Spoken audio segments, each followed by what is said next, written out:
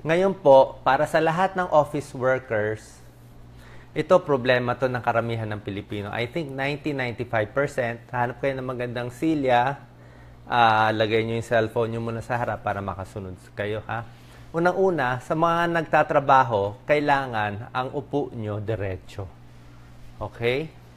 Diretso ang upo, ha? Diretso. Katulad nito, ha? Stomach in, yung chest out, huminga kayo malalim. Kasi yung iba nakakuba di ba? Nakakuba siya. So, stomach in, chest out. Kasi pag humihinga ka maayos, lumuluwag na yan Open yung shoulders, diretso lang ang ulo, ganyan, ha? So, pag nagtatrabaho kayo sa lamesa, kailangan yung lamesa eksakto na sa harap ninyo. Diretso. Okay? Tapos, kung gumagamit kayo ng computer, kailangan diretso din yung kamay nyo. Papakita ko ganito, ha? Kailangan yung kamay nyo straight lang ganito, ha? Hindi pwede yung computer, nakaganon kayo sa computer, sasakit yan. O yung mouse, nakaganon kayo, hindi rin maganda yung nakaganyan o nakaganito. Kailangan naka-mouse, ganyan kayo magtrabaho. Level. Pag hindi kasi level, sasakit. Isa pa, bawal naka-computer, nakaganito. Ha? Bawal yung nakayuko. Makukuba kayo, titigas yung muscle at hindi na maayos yan pag lagi nakakuba. So, dapat aware kayo. Sit up. Like ito si Doc Lisa, madalas hindi siya naka-sit up. Kaya pinapa-sit up ko lagi. Yan. Sit up. Yan. Buluktot yung likod. Kuba. Okay? Tsaka yung paa, dapat nakalapat. Hindi pwede naka-cross legs. Ikaw, Doc Lisa, cross legs. Sige nga, cross legs. Bawal yung cross legs. Di diretso. Diretso na. Yan, lagi kasi naka-cross legs. Hindi rin maganda naka-cross legs. Ay tumatabingi. Okay? So, una-una sa computer, kailangan diretso, hindi kuba, nakadiretso tayo. So, mouse straight. Ganito po exercise natin, sunod tayo. Pwede ka sumabay, Doc Lisa. Lapit ka. Sabay ka sa sabay ka, dalawa tayo. Okay? Gusto ka nila makita. First tip natin, every 40 minutes na nakaupo, ha? Every 40 minutes, kailangan diretso kayo, aware kayo, at try nyo itong exercise, shoulder roll. Shoulder roll, paharap, ha? 10 times, ganyan. Ikot, paharap. Sabay po kayo, sarap yan. Kasi titigas yan. Para sa shoulders, para sa leeg, para sa ulo, mawawala yung sakit ng katawan niya. 10 times, ha? Sabay. Sabay lang kayo. Dali lang yan. Hindi ito bawal. Minsan may nagtatanong, bawal ba sa buntis? Bawal ba? Siyempre pwede. Mag-exercise ng konti, bawal sa buntis. Ay, nagumalaw buntis. Okay. Sa back naman, pabaliktad, paatras, 10 times. Karamihan ng mga babae at mga lalaki, ang problema, nagsasara itong shoulder. Dahil lagi nakakuba, nagsasara. Lumiliit yung muscles dito. Umiikli. Kaya ino-open natin. Ha? Sunod lang kayo 10 times. Ha? Doc Lisa, ikaw, lagi nakukuba. Ayan, mamaya may magko-comment sa'yo. Ayan, okay? 10 times. Kulang ka pa. 5 times. So, tandaan nyo 10 paharap, 10 paatras. Salamat sa pag-like, salamat sa pag-share. Next, up and down. Up and down. Sige. Up and down. Sunod lang kayo. Pwede to lahat. Kahit masakit katawan nyo. Up and down. Natatanggal yung tension. Nahihila niya. Up and down. Okay? Up and down. Up and down. Kaya nyo 5 times. Kaya nyo to. Okay? Sunod po tayo. Ayos ba? Ito, maraming exercise ngayon sa neck, ha? Maraming klase. Pero yung sa akin, ang gusto ko, pinaka-swabe lang, pinaka-hindi delikado, pinaka-ligtas sa inyo. Yung iba kasi marami silang stretch na hilang ganito, hilang ganyan, masyadong malakas. Ako, gagawin ko po sa inyo, kasi hindi natin alam yung condition ninyo. Basta yung for 99% ng Pilipino, pwede nyo to gawin, ha? Pero kung talagang masakit dito na may cervical, spondylosis, syempre, papacheck muna kayo sa doktor. Pero sa ordinaryong tao, sa mga less than 50 years old, ganito pwede po gawin, ha? Simple lang. So, hayaan mo lang yung leg ninyo, hang nyo sa kanan muna. Hang lang. Huwag ipilit, ibagsak mo lang. Gaya nyo po ako. Tapos, bawal tumaas yung shoulder, ha? Bawal gumanyan. Diretsong shoulder, hayaan mo yung ulo. I-feel nyo po yung stretch sa leeg. Di ba? Nafe-feel nyo yung stretch. Sarap po. Hayaan mo lang siya. 3, 4, 5. Kung tumunog, okay lang, ha? Okay lang tumunog. Gumagalaw lang yung litid. Sa akin, di tumutunog pa. Yung kabila, tutunog yan. 5 seconds. Sunod po, sunod. Sarap, di ba? Okay. Diretso. Ayan. Sarap. Dahan-dahan lang. Hindi nyo to gagawin pag nakatayo. Bawal pag nakatayo kasi baka mahilo kayo eh. Dapat nakaupo. Next, kabilang side. Ito, dahan-dahan. Ito yung masikip sa akin. Dahan-dahan. Sige. Hayaan mo lang yung bigat ng ulo mo bumababa. Gawin nyo ito muna sa computer. 1, 2, 7 seconds. 8, 9, 10. Yan. Tapos balik-balik ulit. Balik-balik. Pwede mo pa gawin. 5 seconds. Pag may oras kayo, dahan-dahan lang. Hinahayaan mo kasi ma-stretch siya. Mamaya kasi kung matagal siya po naka-stretch, after 5-10 seconds, biglang bibigay yan eh. Parang biglang luluwag. Biglang luluwag siya. Pero wag nyo ipipilit. Pwede na yung ganito lang. Hayaan mo yung bigat. Ang bigat ng ulo natin ay 10 pounds. 10 to 12 pounds. Hayaan mo na yung bigat niya. Yan. Ang sarap, di ba? So, left, right, ha? Left, right. Pang-stretch nitong muscle. Next, stretch natin yung sa harap. Pakaliwa, pero kunyari, meron kang hindi gusto nakita, isnab mo siya. Isnab mo siya. Isnab. Yan, yan, yan. Parang turo sa atin ng therapy. Snub mo siya pataas. Snub mo siya. Yan. Snub up. 5 times. Snub. Snub. Ano ibig sabihin ng snub? Nafe-feel nyo dito. Ito, ang tigas, oh. Ayan, oh. Oh, snub. 1. Sige, tuloy nyo lang po. Gayahin nyo ako, ha. Feel the tension dito. 1, 2. Kasi masakit ang leeg nyo. Niluluwag natin. Pang stiff neck, no. Stamp nyo lang, snub. Sarap ng snub, oh. Yan. Feel nyo, yan. Dahan-dahan lang balik. Tapos, snub naman pakabila. Ganito naman. Snub naman dito. Para yan sa leeg, sa mga muscle, yan, snub. Ito, matigas sa akin, oh. Sige po, ikot. Tingnan yung ginagawa ko. Snub lang. 5 times. 2, 3, 4, 5. Kung may konting tunog, okay lang, ha? Don't worry. Don't worry. Sige, ha? So, yan, ha? Snub left, snub right. Pampatanggal na sakit sa leeg, lalo na pag nagko-computer, pwede nyo to gawin 2 times, 3 times a day. Next step natin, so, meron tayong left, right.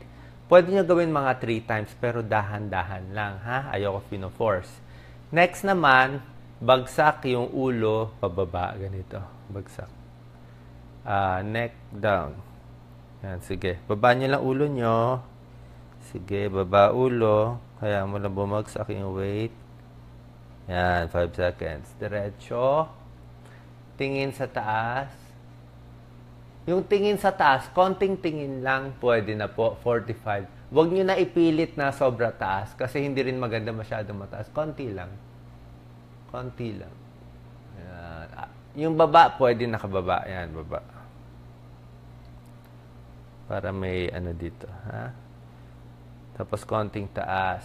Tapos, pwedeng shoulder shrug konti. Yan. Konting shoulder shrug. Okay? Tapos, yung sa leeg, ito po, masarap tong gagawin ko. Di naluwag na natin. May left, right na. Gagawin niyo yung paikot na roll. Yung ulo. Parang kung ito yung hinge niya, iikot siya pa ganun. Gagawin natin, nasabayan niyo ako, dito, baba. Binababa ko lang paikot. Yan. Sarap, oh. Yan, oh, yung paikot niyo, paikot. Tandahan lang para hindi mahilo, paikot. Paikot. Pinabagsak ko lang yung ulo ko, paikot. Pwede niyo gawin 3 times. I-feel niyo yan. Okay? Tapos i-diretso. Okay? So, tandaan nyo, shoulder shrug, neck left, neck right, snub left, snub right, tapos bagsak yung ulo, pero laging straight ang katawan. Okay? Tapos yung shoulder, gawin naman natin alternate. Ganito naman. Yan. Alternate naman, right, left. Sarap yan. Alternate. Try nyo. Hinahatak nyo yung mga muscle sa leg. Try nyo po. Sure ko, lalo na sa OFW, nananahi, naglalaba, alternate 10 times, pabaliktad 10 times, pabaliktad 10 times, gawin nyo yan. Naturo ko na sa inyo dati sa kamay, ito naman sa shoulder. Okay, 10 times, diretso. Next is shoulder embrace. Yan. Sa mga walang partner, ito po masarap. Yakapin ang sarili. Pwedeng right over left. Yan, yakap. Yakap lang. Hayaan mo pagtawanan ka ng katabi mo or katrabaho mo. Try nyo, masarap to. Tapos, turo to ni Dr. Levi Harrison, isang orthopedic surgeon. So, ikot lang, yakap lang, galaw-galawin yung shoulder. Ang yakap, nagpapataas ng endorphins, nagpapasaya.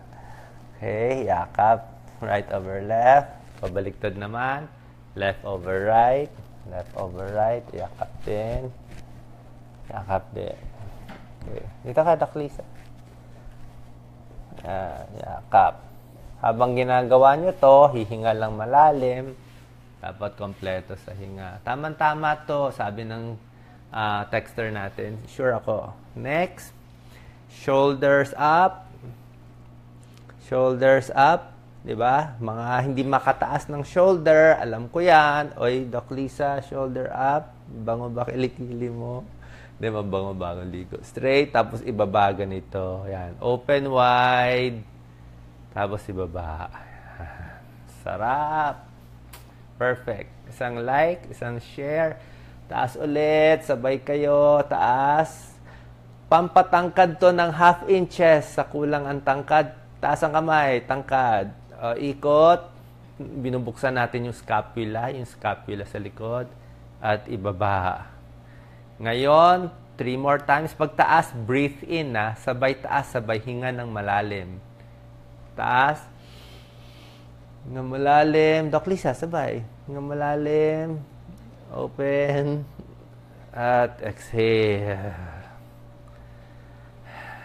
Sarap. 2 more. Taas ang kamay, everybody. Ikaw, Doc Lisa, masikip. Parang hindi mo madiretso itong kamay mo. Yan, diretso. Ikaw may pagkakuba Ikot, baba. Pag hindi nyo ito gagawin, tatanda tayo. Kasi pag tumatanda, sumisikip talaga ang katawan. Paiksi na paiksi. Diretso at ibaba. Breathe in. Okay? Ang paghinga, napakahalaga po yung breathing. Dapat hinga malalim. Tapos pigil a few seconds para bumalik, para labas ang hinga. Okay? Pag open kasi yung katawan natin, mas maganda po yan. Pag open yung katawan natin. Okay? Tapos para tapusin, konting shoulder shrug, konting ganyan, tapos pwede tumayo konti, o kamusta? Ang sarap, di ba? Yan. I'm suffering back pain. Bagay na bagay yan sa back pain. Tayo, Doc Lisa. Yan. Sige. So, yan po exercise natin pag nasa office kayo. Office work. Pero mamaya meron pa ako ituturo sa inyo sa mga text neck problem, yung nagte-text tapos masakit ang leg, sa stiff neck, tsaka mamaya ituturo ko yung forward neck. Pakita mo nga yung forward neck. Ito, Doc Lisa, yan, naka-forward neck ko. Yung neck niya naka-forward. Pakita mo yung forward neck. Yan, forward neck. Mali po yan. Forward neck yan. Dapat mamaya i-explain ko sa inyo anong gagawin sa nakaharap yung ulo. Okay? Next step tayo kay Doc Lisa. Pampaganda mo ng tips bago ko papakita yung mga stiff neck exercises. Okay, di pa tayo dito. Ito mga muscles na pinapakita ko. Ito pala yung mga muscles, Doc Lisa, na pinakita ko kanina. Ito yung mga ini-stretch natin po. Ito sa likod. Yan yung mga stretch natin yan kanina. Yung sinabi ko sa inyo, snub. Ito yung pang-snub ko. Itong muscle na ito, inaayos ko. Yan ang niluluwag natin. Yan ang sumisikip Okay? So, pagtaas ng kamay, pati yung scapula. Ito sa likod, niluluwag natin to. So, buong muscle sa may leeg, sa ulo, niluluwag natin kung sinunod nyo itong mga exercise natin. Okay.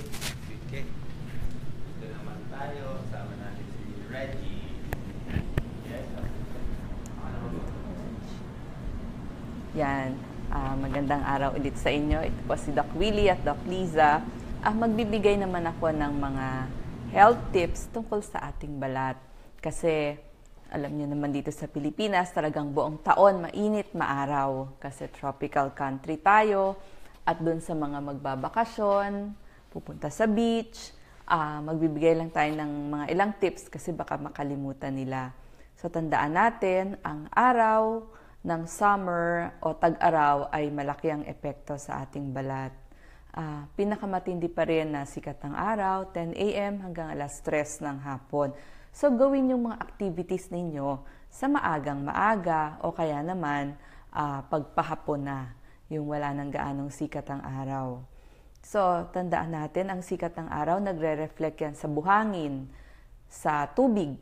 So, pag nasa beach kayo, mapapansin nyo, nasisilaw din kayo kasi nagre-reflect siya pabalik, ano. At kahit nasa ilalim kayo ng tubig, 3 feet under the water, mararamdaman nyo pa rin ang sikat ng araw, ano. Kaya yung mga bata, kung paglalaruin ninyo, bigyan nyo sila ng shade o bubong o lilim. Doon sila sa ilalim ng lilim ng mga puno. At ang mga matataas na bundok ay mas madaming ultraviolet radiation. So kung kayo ay pupunta sa taas ng dito sa atin, madaming mga matataas na bundok, kasama na dyan yung Baguio, mas nakakatanggap kayo ng ultraviolet radiation kasi mataas na sila eh. So kailangan protektahan natin ang ating mga sarili. Unang-una, kung bibili tayo ng sunblock, yan, ito pang example ng sunblock. Kailangan, meron tayong tinatawag na sunblock o it's been barrier. Sunscreen, ito yung chemical na nag-absorb pag tumama sa inyo yung ultraviolet rays. So, para hindi tumalab sa inyong balat. So, sunblock, sunscreen, gusto natin minimum 30, yung iba nga 50 na ang ginagamit ngayon. SPF 50 or more. Yan na ang gusto natin. Yung ultraviolet B, siya yung nagbibigay ng sunburn sa atin. So, kaya nasusunog ang ating balat. At yung ultraviolet A naman, siya yung dahilan ng premature wrinkles o yung pagkulubot ng ating balat. So, pero pareho sila o napangunahing dahilan ng skin cancer. Kaya nga binibigyan natin kayo ng mga paalala. Ngayon, pagdating sa mga produkto, ito po, isa pa ring example ng sunscreen at sunblock. Sa mga produkto, tignan nyo, para sa mga anak nyo, maganda hypoallergenic, walang maggaanong amoy, fragrance-free, tsaka banayad sa mata. Kasi like ito, pang face to. So, kailangan banayad sa mata. So, may pangkatawan, may pang face. Tapos, wag nyo rin kalilimutan lagyan pag nagpunta kayo sa mga paliguan, swimming pool, beach, o kaya maglalakad lang, magte-trekking lang talaga sa bundok, o magra-running, o kaya ay maglalakad-lakad, lalagyan nyo rin yung inyong mga kamay, kasama yan, leeg. Dito sa noo, baka nakakalimutan nyo, tsaka doon sa may ilong, kasi matambok dyan sa may ilong, lagyan din yung mga paa. Tapos maglalagay kayo 15 to 30 minutes bago kayo magpapasikat sa araw o lumabas sa araw. At uulitin nyo kada 2 oras, lalo na kapag nagsuswimming kayo. Titignan nyo rin yung mga expiration date ng inyong mga binibili. Kailangan pag ginamit nyo, hindi pa siya expired. Tapos, yung mga nabibili nating bathing suit, pag white o yung mga puting bathing suit, siya yung nagre-reflect ng araw. So, ibig sabihin, mas hindi nyo na-absorb ang araw kapag naka-white na damit kayo or white na pangligo sa beach. Pagdating din sa mga damit, mas makapal syempre yung damit, mas may protection kayo sa araw kaysa kumpara dun sa maninipis. Tapos, maganda din, meron kayong sombrero. Tapos maganda mga 3 inches ang lapad. Yan. Para protected yung mukha ninyo, yung tenga ninyo. Yan. So maganda mas malapad ang inyong sombrero.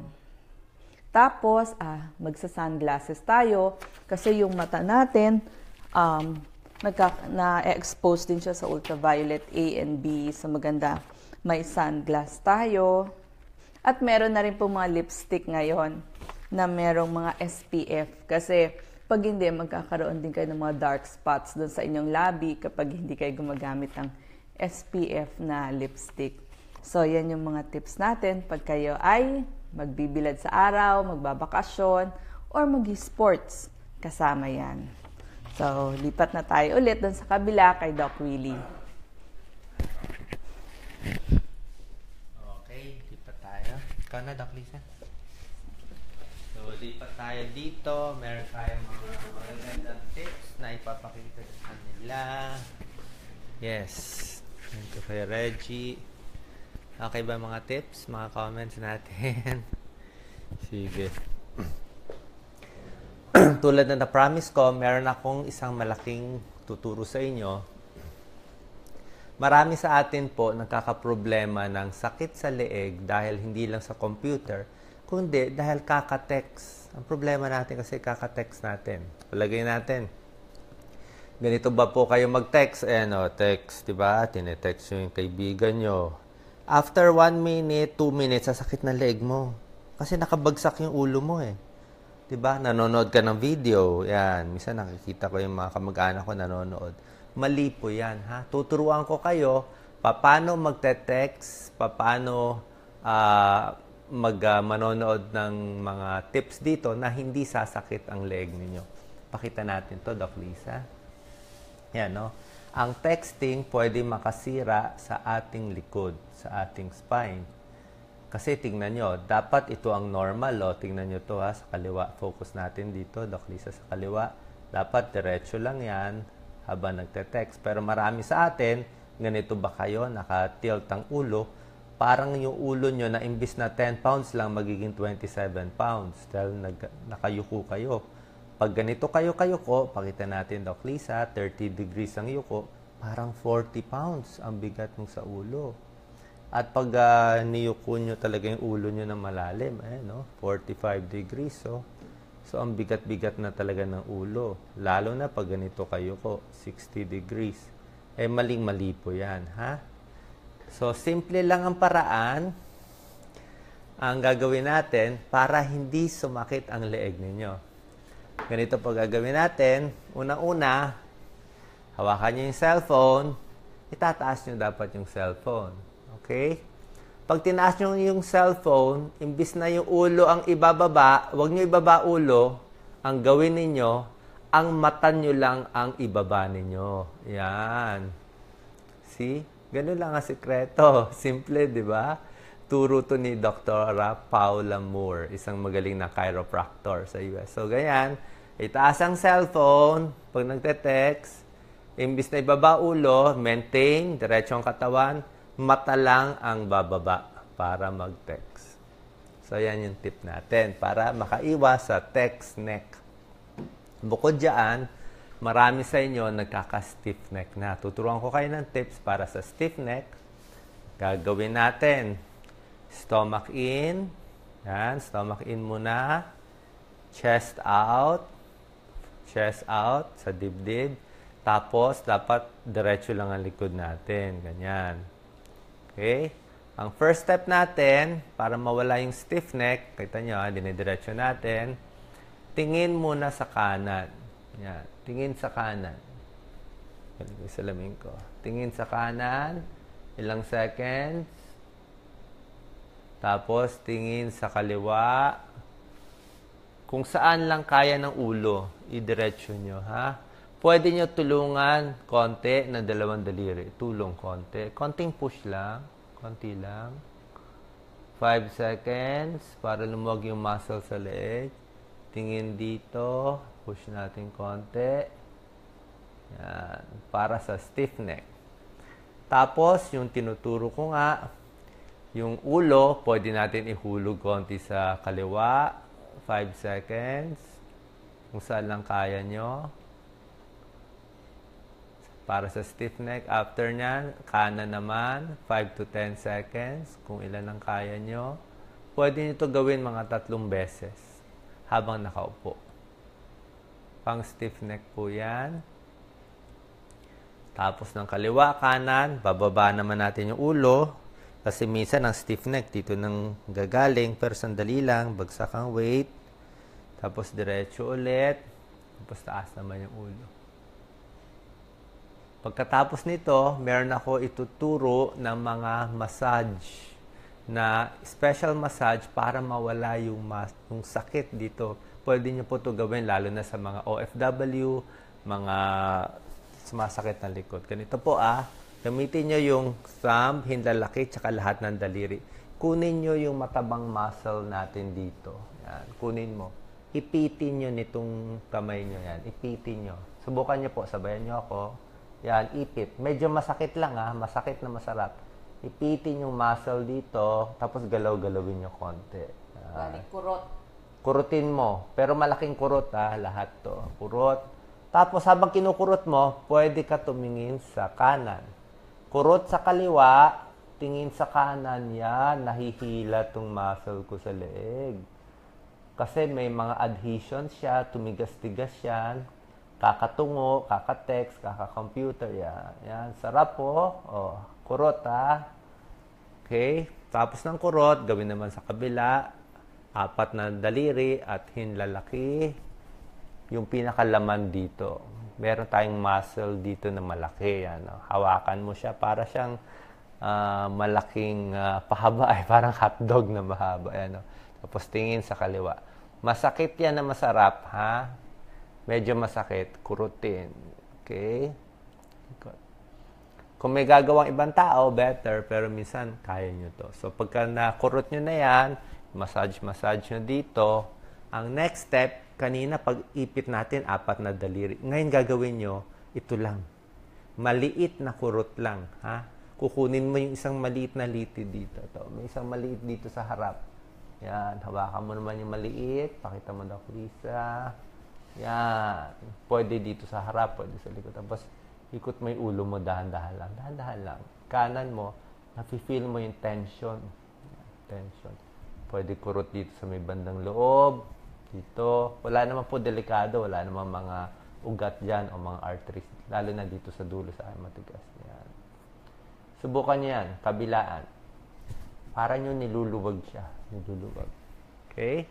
Gawin sa kaliwa, gawin sa kanan. At huli na lang, para matapos itong para sa stiff neck, 2 kamay, pwede nyo kurutin yung mga laman dito. Hindi po delikado yan. Wala namang mga arteries dito. Ang arteries natin sa harap Dito sa likod, wala pa. Yan, kinukurot ko. Pakita niyo yan. Kurutin nyo to. Yan. Kurutin. Gaganda yung blood flow. Mamumula-mula pa nga yan. Kung nakikita nyo, namumula-mula pa. Okay? Kurot. Ending. Counting shoulder shrug. Tapos, matatanggal na ang inyong stiff neck. Okay.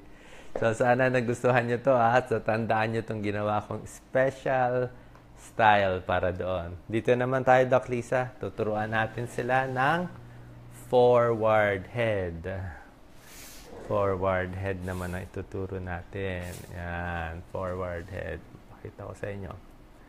Ito po, another problem. Problem ko to. Problem din to ni Doc Lisa. Problem to ng 90% ng mga tao sa atin. Ito po mag-comment kayo. Saan kayo dito sa dalawang ito? Yan, pili tayo. Ito ba ay ikaw? Ito, ang ganda ng posture niya. O ganito tayo. Ito muna. Ito yung tinatawag na forward head syndrome. See? Pag ganito, tingnan nyo yung kasamahan nyo. Ganito ba yung ulo niya? Pag ganito kasi, ang ibig sabihin ay yung ulo mo, sasakit ang ulo. Ang likod mo, nakukuba. Yes, Lisa? Kaya hawak. So, ito, daily. Marami sa atin ganito. Kahit ako, ganito rin ako. Bakit tayo napapaharap? Kasi lahat ng trabaho natin, naka-computer, nakatingin, nagtutoothbrush, may sinisilip, ay naging habit na. Kita mo nangyari, nakuba na siya. Sumakit na ang leg dahil forward head siya. Marami sa atin, lalo na pag nagkakaedad. Ito yung tama na napakaganda. See? Napakaganda. Relaxed posture. Pag kumuha ka ng isang linya mula sa kamay, ay eksakto siya sa tenga aabot. Head above shoulders. Ang ganda ng range of motion. Ito walang sakit sa leeg. Tsaka mas maganda pa siya tignan. Okay? Marami sa atin may forward head syndrome. Hindi lang natin alam. Bakit? Katulad sa computer. Di ba? Ito yung tama na tinuturo ko sa inyo. Straight. Kamay sa tiyan. Straight. Huminga ng malalim. Taas ang ulo. Yung computer screen nyo dapat mataas, ha? Lagyan patong nyo sa libro. Kailangan mataas para hindi sumakit ang leeg. Kamay, diretso. Ito ang bawal, ha? Ito ang bawal, yung ganito. Kaya kung yung anak ninyo, nakita nyo ganito posture, sasabihan nyo, oy anak, oy daddy, oy mami, mali yan, ha? Turo yan ni Doc. Tayo ng diretso. Tulak mo yung likod, taas ang ulo, at yan. Diyan sumasakit ang lahat ng katawan natin dahil dito. Wrong posture. Kaya napakahalaga ang posture. Okay? Ano sintomas ng forward head? Sakit ng ulo dahil forward head. Neck pain, forward head. Yung spinal cord, nako, baka maoperahan tayo sa leeg. Yan, napakahirap niyan. Nagka-arthritis sa leeg dahil forward head. Pati yung blood vessel na ugat. Yung disc natin nasisira. Kamay na mamanhid kasi naiipit yung mga ugat. Merong mga thoracic outlet, naiipit yung mga ugat dito, pati yung kamay na mamanhid. At pumapangit, humahaba ang muscle dito, umiiksi sa harap. Yan, ituturo ko sa inyo ngayon ang gagawin natin para sa forward head syndrome. Ito, maganda na to, Doc Lisa. So, ganito ang secret natin na dito muna. Ako muna, Doc Lisa. So, pakita ko lang yung problema natin sa forward head para makita nila.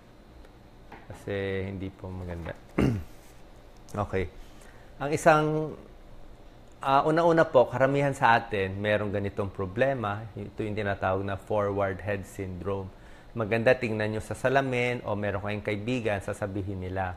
Maglalagay tayo ng isang linya dito, isang linya sa kamay, at dapat eksakto yan sa tenga natin. Ako nga, medyo forward head di ba? Ituturo ko sa inyo mamaya ang solusyon sa forward head. Kasi pakita natin ulit, Doc Lisa, pag forward head, marami mangyayari. Sasakit ang ulo, sasakit ang leeg, papangit ang posture, pwede magkaroon ng injury dito sa mga leeg natin at nakukuba. At magkakaroon ng kuba. Ha? Kaya ibabalik natin sa ganito. Pero hindi po natin agad-agad maibabalik to. Kailangan natin ng exercise na ituturo ko sa inyo kung paano natin maibabalik. Ganito po ang pagbalik. Tuturo ko na sa inyo ng short tips. Okay? Ang short tips, ito yung neck retraction. Kukuha ng dalawang daliri at pinupush yung baba natin pababa at itutulak natin konti. Ha? Tutulak natin konti. Katulad nito, itutulak natin konti. Kasi ito, hindi maganda ang posture niya. Kita mo, forward neck siya. So, yan ang gagawin natin. So, para sa may forward head syndrome, papakita na natin, Doc Lisa, ang ating gagawin. Dito tayo. Kita natin. So, kung may cellphone po kayo, nanonood kayo sa amin, pwede nyo kami gayahin. At kailangan nyo ng ding-ding. Ha? You need a ding-ding muna. Lalagay ko itong papel dito. Ayan na. Sige. Ang first step natin gagawin, 3 steps First step, hawak sa tiyan. Ito mo ginagawa. Kamay sa tiyan. Pag pinares nyo yung kamay sa tiyan, makakahinga kayo ng maganda. Press sa tiyan, stomach in, at ilaki yung chest. Yan. Lumalaki ang baga ko. Feeling ko may bola yung baga ko. Bawat hinga ko, lumalapad yung shoulders ko. Okay? Para matandaan mo, kasi marami naka-open ganyan. So, kamay sa stomach in konti, at lalaki yung chest. That's the first. Second is yung chest natin ibuka. O, pakita mo, Doc Lisa. Open. Open. Huwag ganyan. Open the chest. Yan ang second step. First step, hawak sa tiyan. Second step, buka. Okay? Tapos, third step, Yung ulo ko, medyo forward head ako. Yung kamay, dalawang daliri dito, pwede mo i-push. I-push back. Ayan, push mo. Gaano kadalas gagawin? Mga once a day lang muna. Kasi kung masyadong madalas, baka sumakit din leeg nyo kasi nasanay na yung ulo natin na kaganito, binabalik natin sa tamang posisyon. Okay? So, yan ang gagawin nyo habang naglalakad. Pero kung meron kayong dingding, may treatment tayo sa forward head. Ganito, ha? O, punta tayo dito, Doc Lisa. Side view ka para makita nila. Tayo kayo. Yung likod, ilapat sa dingding. Nakita nyo? Yan ang normal ko, di ba? Ang una mong gagawin, yung shoulder mo, kailangan nakalapat siya. Yan, no? O, ang sarap. Try nyo po. Tayo kayo, hanap kayo ng dingding. Ano? Pag nakalapat, uy, ang ganda na ng shoulder ko. Buka na. At nakita niyo yung ulo ko, i-atras niyo yung ulo niyo ganyan. Okay? Ang ulo niyo, hindi pwedeng nakaganyan. Mali po yan, ha? Yung mga may forward head kasi, masyado ng kuba, hindi na nila madiretso nakaganyan yung ulo nila. Mali po. Pag ganyan, kailangan a-atras nyo lang, 2 fingers, atras. Yan. Dumikit lang sa dingding, shoulder, pati ulo ng 1 minuto. Yan po exercise nyo everyday. Nafe-feel ko yung tension sa leeg ko kasi hindi sanay. Sanay leeg kong ganyan eh. Yan, ina-atras ko siya. 2 fingers, ibaba dito. Medyo mado-double chin ka temporarily, okay lang. 1 minute. Ang sarap nito. Sarap sa leeg. Okay? Likod. This is called walling. Diin. After 1 minute, kunwari 1 minute na tayo nakadiin dito, pwede nang maglakad. Maintain nyo yung posture. Diba? Ang ganda ng forward head natin. So, try nyo i-maintain buong araw. Pero syempre, babalik ka sa dating kuba, dating ganyan na naman, di ba? Ang pangit tingnan, kuba. So, pag may oras, kahit once a day, tandaan nyo, kamay sa tiyan, open chest, number 2, 2 fingers to the chin, yan, konting atras. Pero kung may dingding kayo, dikit lang sa dingding. Yan ang normal ko, dikit. Doc Lisa, gagawin mo to, meron kang forward head syndrome. Para dumiretso ang ating ulo. So, yan po ating solusyon sa forward head syndrome. Okay?